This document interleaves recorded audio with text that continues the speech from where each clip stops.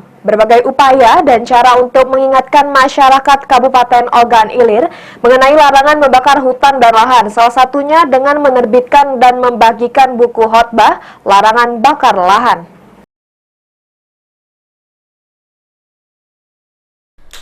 Satuan Binmas Polres Ogan Ilir melalui program kerja Satbinmas Polres Ogan Ilir melaksanakan kegiatan pembagian buku khotbah larangan karhutlah.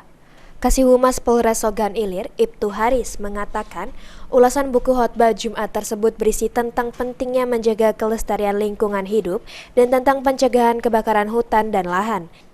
Dengan buku khotbah Jumat yang berisi tentang larangan karhutlah ini, diharapkan kepada pengurus masjid agar bisa dibacakan pada saat khutbah Jumat dan acara keagamaan lainnya, agar masyarakat lebih mengerti dan sadar bahaya melakukan pembakaran hutan atau lahan yang berdampak sangat luas bagi lingkungan hidup terutama bagi kesehatan. Dalam kesempatan ini juga dilakukan pembagian sarana kontak berupa Al-Quran diberikan kepada beberapa pengurus masjid di Kecamatan Pemulutan. Ahmad Romawi, PAL TV.